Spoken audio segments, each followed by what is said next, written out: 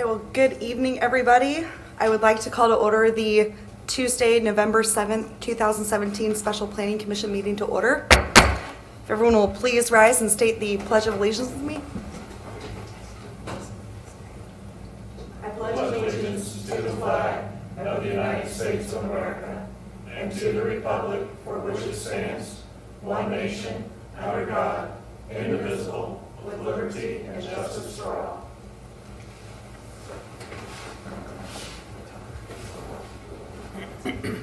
We'll now move into roll call, starting on my right. Brady here. Mater here. Austin here. Roberts here.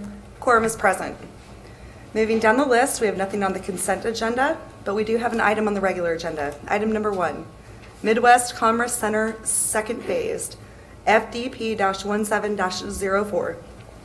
Consider a final development plan for Midwest Commerce Center for an industrial warehouse and manufacturing use to be located on the north side of Mercury Street.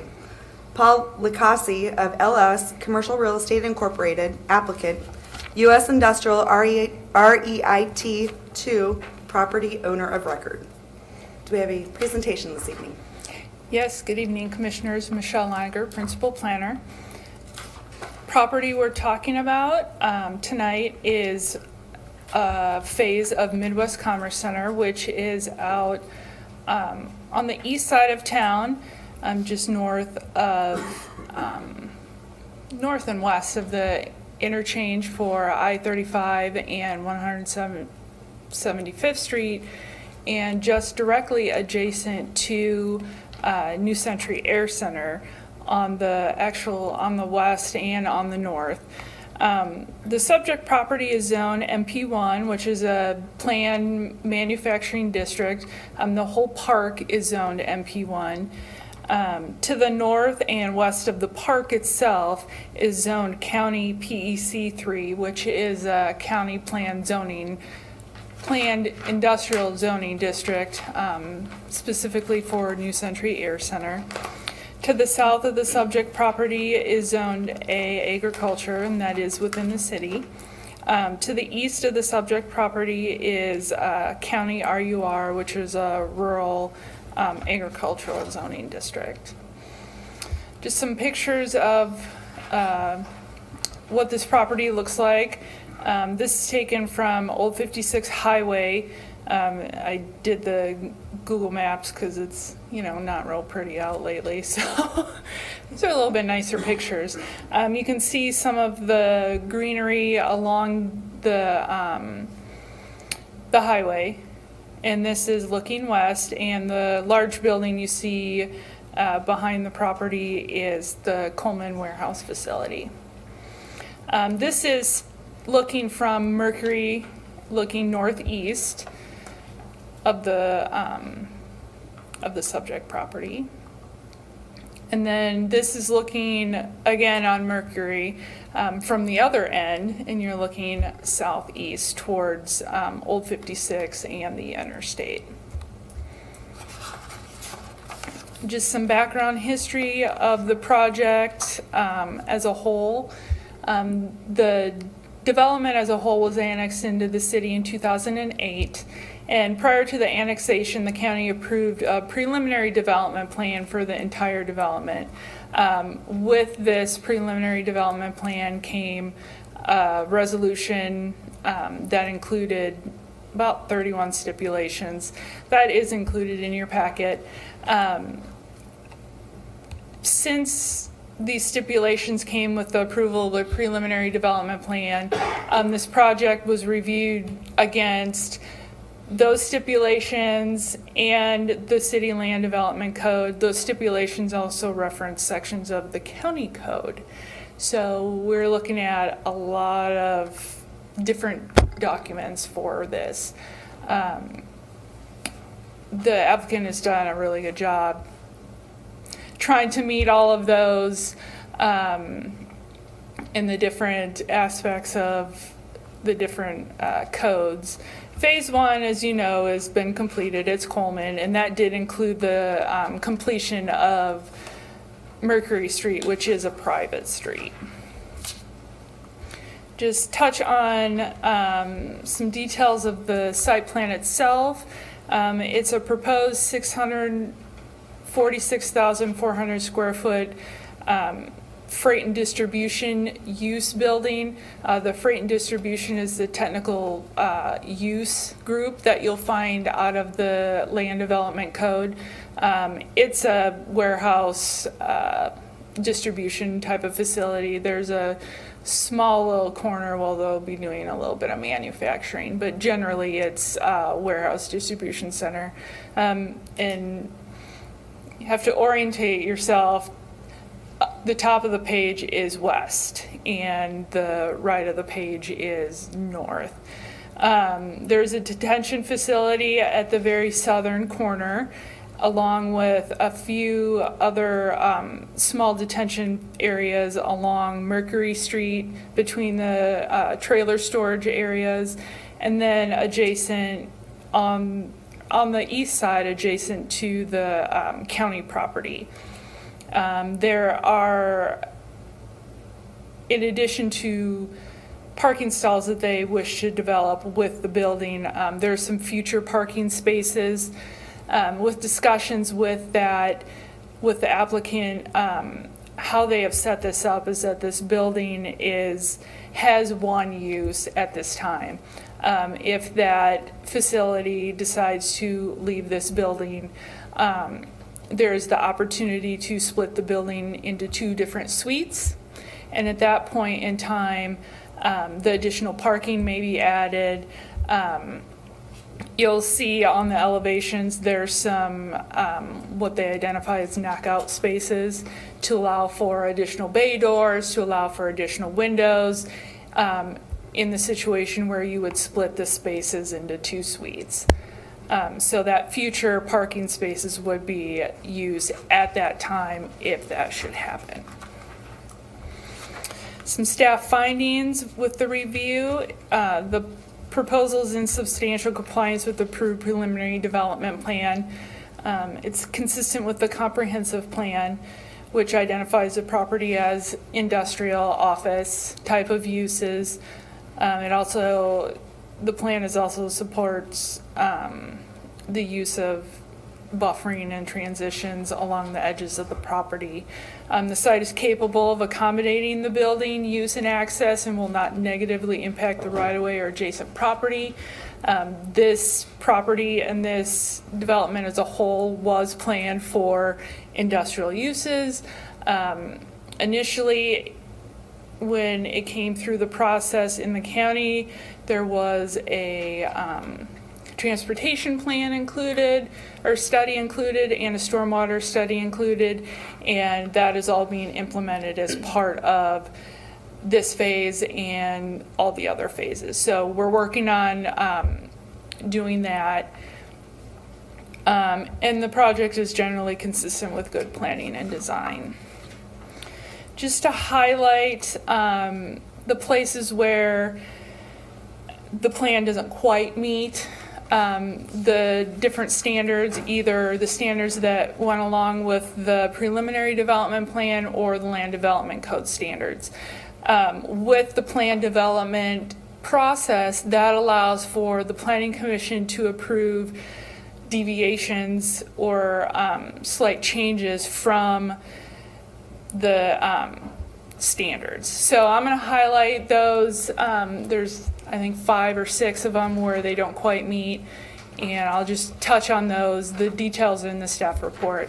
Exterior lighting, both the land development code and the standards that were approved with the preliminary development plan required a photometric plan, which is a lighting plan that shows the type of lighting, how the lighting spills on the property, the height of the poles, etc.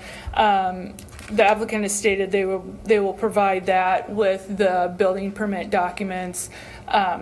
Staff is fine with that. That's added as a condition approval at the end. Landscaping and screening. This one has 2 parts. The PDP standards talk about installing trees along drive aisles. There's actually a landscaping plan associated with both the preliminary development plan and with Coleman's final development plan that goes beyond just the Coleman property. Here's a landscaping plan. I don't expect you to be able to read this, just for visual purposes where I'm talking about. There's no trees provided along any of the drive aisles. This is the first area that I have mentioned in the conditions. This is the north drive aisle. We would ask that trees be included along the southern side of this drive aisle. As you can see, there's not a lot of space along the northern property line, so it really wouldn't make a lot of sense to be able to put trees there. So we're asking to have some landscaping put along that southern drive aisle, southern portion of the northern drive aisle. Additionally, along the southern drive aisle, both sides of that, that'll also help. There's a sidewalk that crosses that and goes out to the street. Be nice to have some shade along there. The other parts of the landscaping and screening is screening the, I don't know, that shouldn't say loading. Loading areas along southern boundary with 5-foot minimum evergreens in an offset pattern. This was very specific in the standards. The area we're talking about is the eastern side, which abuts the county property. And while they have provided trees, 75% of that area, the areas circled in blue, those are deciduous trees. We would ask that those be replaced on the plan with the 5-foot evergreens. That creates that visual screening all year round, where the deciduous trees won't provide that screening in the winter. Additionally, the standard asks for it in an offset pattern, so just a revision to that. And those two items you will see as conditions on the recommendation. Deviations from the Land Development Code, the General Industrial Building Type Standard.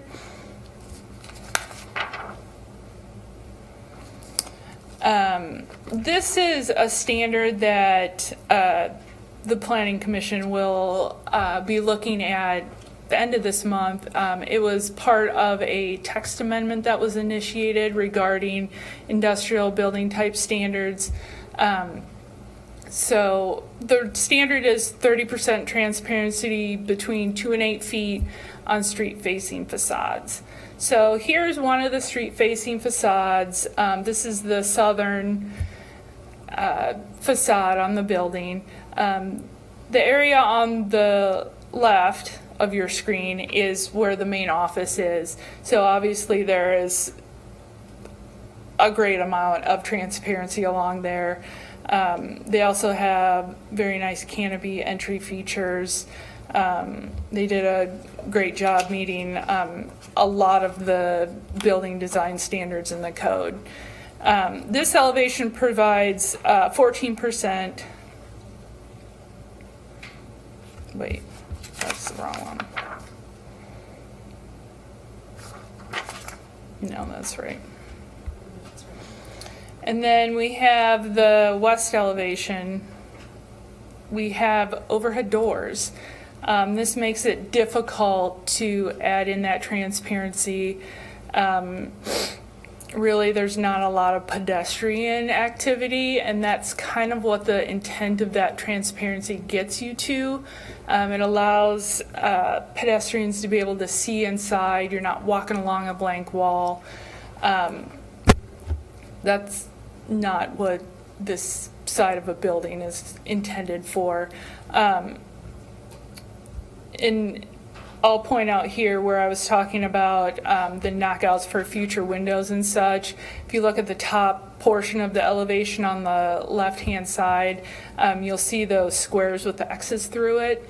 that's the areas I was talking about. Those are areas that, in this type of tilt-up concrete type of building structure, it allows for those areas to be knocked out and windows to be popped in, and some of those changes. And So staff, what's the percent of transparency on the west side then? 5. 5%? Yeah, because it's measured between 2 and 8 feet. They did add those windows up above the doors, which offers some of that visual kind of, it's the look of the glass, being able to look in, and that offers that repetition and visual, something to look at on the building besides blank walls. Sorry, I lost my word there. Staff does support that. It's also consistent with the elevations that were approved as part of the preliminary development plan. So the elevation things are a little easier to support that deviation from. In staff's opinion, it's because those elevations were approved before and because of the building type. Landscaping design, foundation plantings. Again, here's the landscaping plan. The areas that we're specifically talking about is the west side. Again, really specifically what we're talking about are these two areas. Didn't really take into consideration the area in between because those are bay doors. We're not getting landscaping in front of the bay doors. But the opportunities in these two areas circled, staff felt that the standard can be met in those two areas. Can meet the standard by providing 3 trees and 10 shrubs at the south end, and 5 trees and 18 shrubs at the north end, and that is a condition of approval. Next one is a lot and block access. The primary entrance sidewalk between the parking lot and the primary entrance door is required to be 10 feet. Basically, this is the area we're looking at. The land development code requires that to be 10 feet. When you have parking adjacent to that, the cars will overhang onto that sidewalk, and so then it limits it down to 8 feet. And 8 feet allows for enough space for people to pass comfortably, for wheelchairs to pass comfortably, so it doesn't feel like you are being pushed into the grass and such. So staff recommends that standard be met. And then parking lot design, ADA spaces. There's an explanation in the staff report about that. They do not have sufficient enough number of ADA stalls identified for the future parking. So we would ask that those just be identified on the plan. Staff recommendation. Staff recommends approval of the final development plan, subject to the following conditions. Administrative plat AP-17-09 be approved, excise tax be paid, and the document be recorded at the Johnson County Tax Administration, RTA, prior to the issuance of a building permit. Number 2, provide a photometric plan meeting the standards outlined in County Resolution 12-08 regarding exterior lighting. Number 3, revise the landscaping plan and provide trees along both sides of the southernmost drive aisle and on the south side of the northernmost drive aisle. Number 4, revise the landscaping plan to show all trees along the eastern side of the property as a minimum height at installation of 5 feet evergreen trees and shown in an offset pattern. Number 5, revise the plans to show the sidewalk along the south side of the building along the parking lot to be 10 feet wide. Number 6, revise the plans to show 1 additional future ADA stall on the south side of the building and show 3 additional future ADA stalls on the north side of the building and update the parking table on the face of the final development plan. Number 7, revise the landscape plan to show 5 small trees and 18 shrubs along the west facade at the north end and 3 small trees and 10 shrubs along the west facade at the south end. And number 8, replace a previously approved landscaping approved as part of the preliminary development plan and final development plan 0801, which was for Coleman, located along Mercury Street and Old 56 Highway that is missing or dead. And there's your suggested motion, and I can address any questions, or the applicant is here also. Great. Thank you, Michelle. I think we'll see if the applicant has anything they'd like to share with us this evening. Please come forward, state your name and address for the public record. Good evening. Joel Riggs, representing Ellis Commercial Real Estate, 8301 West 125th Street, OP, Kansas. Good evening. It's been a while since I've been in front of this planning commission, but ironically, I was in front of this planning commission in 2008 when we started looking at the Coleman building. With me tonight, I have Paul Lakazi and Leonard Lakazi, and we also have our architect, Sean Crabtree, who was gracious enough to fly all the way from Atlanta to come see Kansas City today. We don't have much to add. I do want to state that it's an extremely exciting project for us as a whole, and I think it's an exciting project for Gardner. Those of you that do know me know that I've been in this community working on real estate and development for the last 17 years. And when Coleman first came along, it was the first of its kind. I mean, literally the first of its kind in this Johnson County metro area. It's the first million-footer built. Obviously, several have been built since. But I do think going back to the history is warranted because a couple of the staff stipulations for approval we are not totally in disagreement with, but I want to explain a couple of things. The most important thing for everyone to realize is this project went through 2 zonings, and it took almost a year to get through the county zoning and then bringing the project into the city and the city zoning. The biggest component and the reason that took so long was when we first bought the property and were planning to do a project, we didn't have Coleman under contract. They weren't an actual project. We were moving forward looking at a spec project. This is the same time frame that the intermodal was being discussed and all the fun stuff that went along with that. And if you lived in Gardner at that time, you know that was a very contentious, debated, highly emotional topic for this community for a lot of years. But when we were working through this project, we were looking at a project that at that time actually included a property that wasn't owned by the development team, was owned by an individual in the middle of this 160-acre property. We were moving forward with a project. He didn't want to sell his property, and we were about to build a 40-foot tall building next to him that would have given him sunlight. After about 2 o'clock, it would have been dark in his house. So it was challenging. He didn't want to sell it. We wanted to buy it. We wanted him to literally just go away. But a lot of the staff report that was done in the county was done specifically to try to protect that individual's rights because he was a residential, his own property. Today it's a lot different. But we do have the land use code in Gardner that's changed obviously since the Coleman project was done. But really and truly from all of the staff reports that you're looking at, really a staff report from the county and a staff report from the city. The county's being done in 2007, roughly thereabouts the end of the year. So the landscaping codes are a little different in the county, obviously, and they were set up to try to help.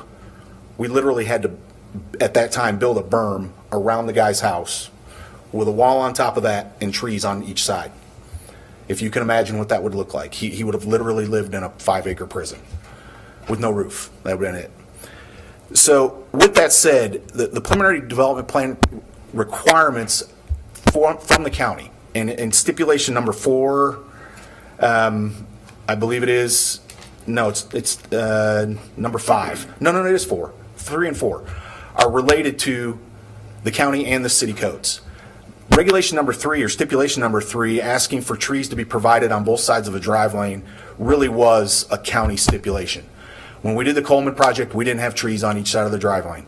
And actually, the Coleman project that when we did that, there are other regulations that we're meeting on this project that we didn't have to meet when we did the Coleman project, setbacks being a big issue.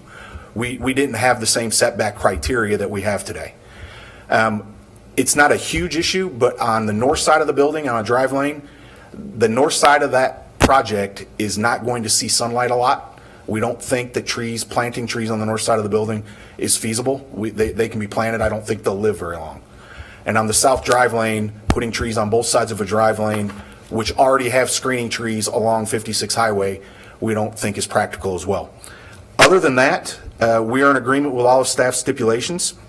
The only three things we'd like, actually technically two things we'd like to change with that, or we recommend that you consider, would be no trees added to the north side of the building. We will be putting another building on the north side eventually. That will happen at some point in time. It's master planned for that. And not saying that's going to happen tomorrow, but it is going to happen at some point in time. And there will be a common access drive that those will both share. And then on the south drive lane, putting trees on both sides of that drive lane, it's a truck lane specifically for circulation around the building. Again, maybe not in the first 5 years, 10 years, but eventually, I really don't want to have trim trees, to have semi-trucks drive past every day, so we'd prefer not to have trees on both sides of that drive lane. With that said, we do, based on my count and the engineers we hired to do the project's count, meet the total number of tree criteria for both the county and the city. If they need to be repositioned, other than the shrubs along the foundation, we do agree we need to add those. But the two along the south drive and the one along the north drive, we ask for relief on those issues. Other than that, we're completely supportive staff's recommendations, and we're here to answer any questions you may have. Thank you. Great. Thank you. Appreciate you being here. Commissioners, we've got applicant here with us. Thanks, guys, for coming. We appreciate it.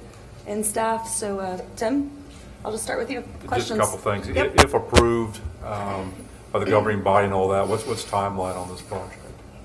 We will start dirt work this month. Okay. And then, do you have a tenant, or is this, we will build it and they will come? We do have a tenant. We're not ready to release that tenant's name yet. We do have a tenant that we're doing this project for. Yes. Okay. I don't have any other questions. Brad? I guess first question would be for staff, and a two-part question. One being, what's the primary driver for the trees on either side of the drive aisles? And 1B being,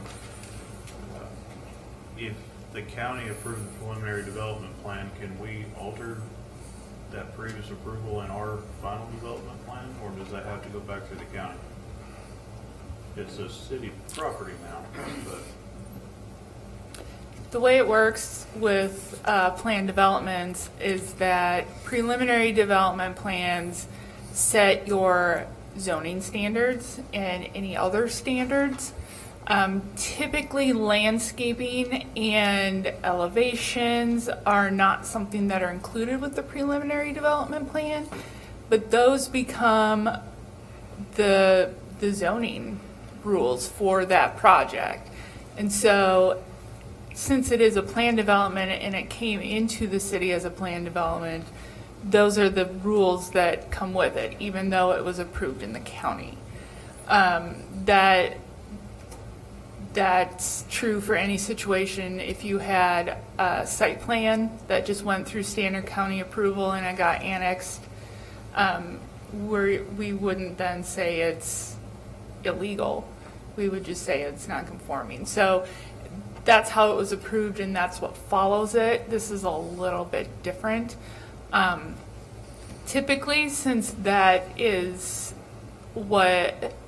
how we have interpreted it, is that since those were set as the zoning rules, that those preliminary development plan stipulations, that was our base district that we were working from.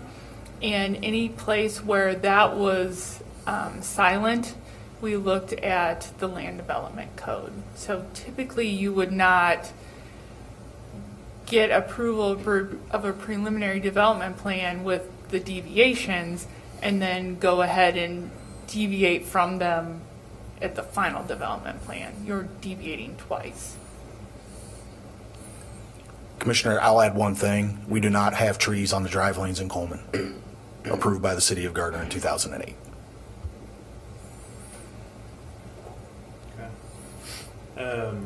Okay. Can I Yeah. just say one thing, is that we did talk to the city attorney about that interpretation on whether we had the authority to vary the preliminary development plan stipulations, and he agrees with the interpretation that we do not have the authority to do that. So basically, in order to deviate from that, it would have to go through a whole new plan development district or plan zone process. They would have to revise the preliminary development plan to get rid of those stipulations. So they just have to go through that process again. I guess another question for staff kind of along the same lines maybe, is stipulation number 8, we didn't talk about what that included, replacing the previously approved landscaping that's either missing or dead. I was just curious how that, and maybe if I knew the location of it a little better, it would help me, but I was trying to figure out why this property would have to fix what the other property didn't do right. It is adjacent to that property, so typically with a development, they're basically street trees. And if you're developing a property and you're adjacent to a street, you would put in those street trees. That's a requirement. I don't know why, and the applicant may know the history on that, why all the street trees were put in along Mercury and along Old 56. When Coleman went in, that may have been a requirement, but there are some missing, and some are obviously not alive. So we would just ask that come into compliance. And Commissioner, we're completely comfortable with the trees that have either died or been removed from the maintenance company that takes care of the property over the last 10 years. If they've died, we'll replace them on our property, obviously. I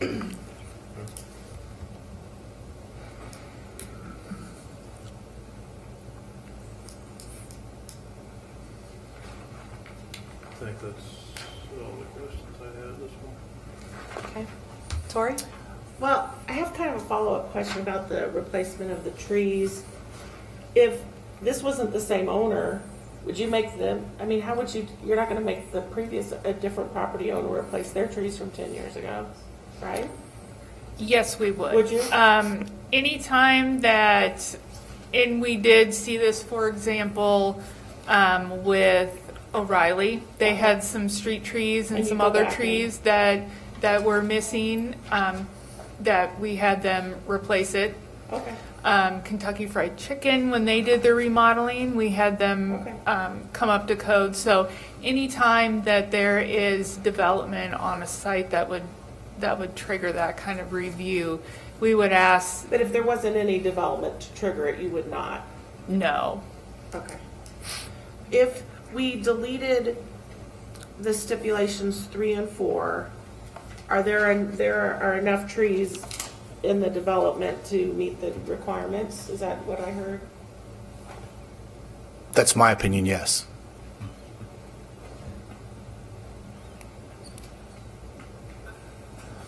I don't believe so. The overall calculations, So if we were able to come up with a number, would we be able Or if to? it's maybe just eliminating like 3. Or whatever. I could see the 3, but to me the 4 I think should, I don't know. I don't know. I have what no the exact issue with 4. treatment is. We have no issue with 4. 3s Right. that's really, they're tied together because they were both developed by the county for one specific purpose. I got you. I do disagree with staff from the standpoint that you cannot change something, because I'm telling you right now, we are being held to a standard different than what the city held us to 10 years ago. Now, that may be the city attorney's opinion. My opinion, based on what I've done for 17 years zoning properties, that it isn't. a trigger of, it's not, the trigger that was there is no longer in existence. It was a residential property inside of an industrial business park. Now, that in and of itself is gone, but that's why the stipulations were drafted the way they're drafted. And practicality tells you that if you're not going to put trees in the ground and they're going to die, there has to be some order of common sense. I'm not asking, if we don't have enough trees, I'm okay with that. Well, if we need to meet the code of the number of trees we have, the professionals I hired, the plan they gave us says we meet it. That's my basis of telling you why I think we meet it. If they're wrong, they're wrong. I'm not saying professionals never make a mistake, but his code analysis for the county and the city, he provided as part of the landscaping plan that's in the packet that was reviewed by staff and by myself, says we meet the criteria. So that's my basis for what I'm saying. I'm saying that from a practical standpoint, putting trees on the north side of a 45-foot tall building that are going to see sunlight probably in shadows and going to have another building next to them at some point in time makes no sense. Again, a drive lane on the south side that's going to see nothing but truck traffic over the years. It won't happen immediately, but over the years when they grow, those box trucks take trees out. And again, it's just, from my opinion, it's a practicality standpoint. It doesn't really come down to a cost savings for us. It's just, I don't think it should be done. I'm going to add to that. If you look further in your packet, in that resolution, I know the drawings are a little hard to read, but there's a landscaping plan that was approved as part of that, and it shows trees along all the drive aisles. So that's what we're trying to implement with that standard. Granted, it's changed a little bit from what's in here, where there's detention pond there in the plan shows a building and such, but it's generally the same idea, but it shows trees along all the drive aisles. So that's where that condition came from. So let's say we get rid of stipulation 3 and 4, or 1 or the other, or whatever. So does this have to go back to the county? Is that what I heard you say, or not? Do we have to do, because we're not following? Nothing would go back to the county. Okay, good. Number 3 and number 4 have different intents. Number 4, that's screening from the property to the east, screening for the loading dock area. And the applicant has said they didn't have any issue. We don't have with any that. issues with that. The premise of that concept was set up under the same county stipulation, but we understand staff's point on that particular issue and trading out trees for evergreens. I mean, it is a visual thing. And, there's parts of the landscaping that are silent that we pulled, where we started to pull from the land development code. The PDP talked about the landscaping along the eastern property line. It talked about trees along Old 56. It talked about trees along Mercury. It talked about trees along the drive aisles. Where we pulled in from the land development code, where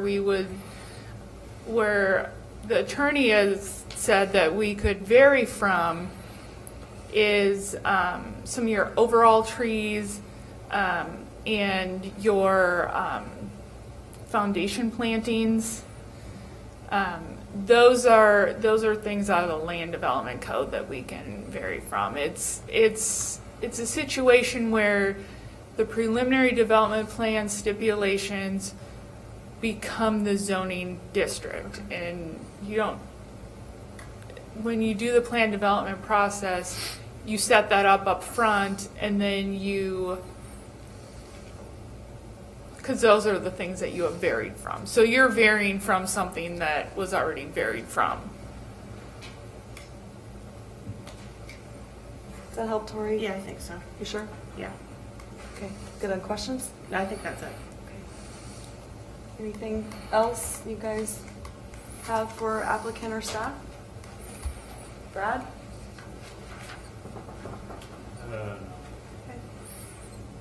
Well, if you guys don't have any other questions or comments, I'd entertain a motion if Thank you. someone's ready to make one.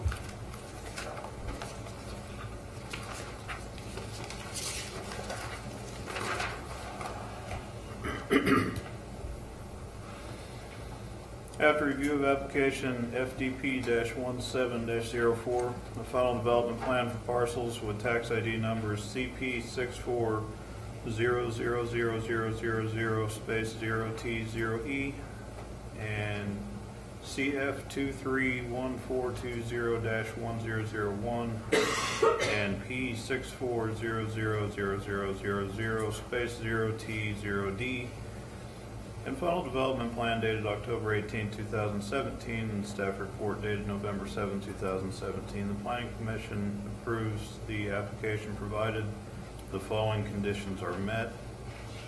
Administrative plat AP-17-09 be approved, the excise tax be paid, and the document be recorded at the Johnson County Tax Administration, RTA, prior to issuance of a building permit. Number 2, provide a photometric plan meeting the standards outlined in County Resolution 12-08 regarding exterior lighting. Number 3, revise the landscaping plan to provide trees along both sides of the southernmost drive aisle and on the south side of the northernmost drive. Number 4, revise landscaping plan to show all trees along the eastern side of the property, a minimum height and installation of 5 feet evergreen trees and shown in an offset pattern. Number 5, revise the plans to show the sidewalk along the south side of the building along the parking lot to be 10 feet wide. Number 6, revise plans to show 1 additional future ADA stall on the south side of the building and show 3 additional future ADA stalls on the north side of the building, and update the parking table on the face of the final development plan.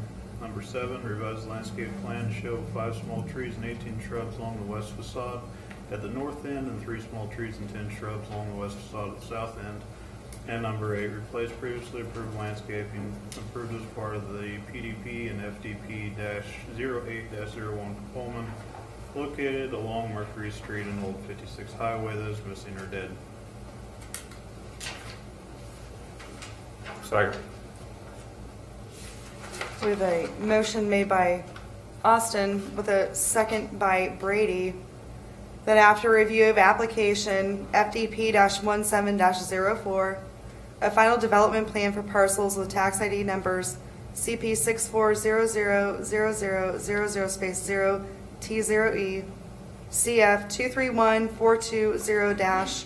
231420-1001, and P64000000 space 0T0D, and final development plan dated October 18, 2017, and staff report dated November 7, 2017. The Planning Commission approves the application provided the following conditions are met as wrote in the staff report, items 1 through 8. All those in favor, please indicate by saying aye. Aye. All those opposed?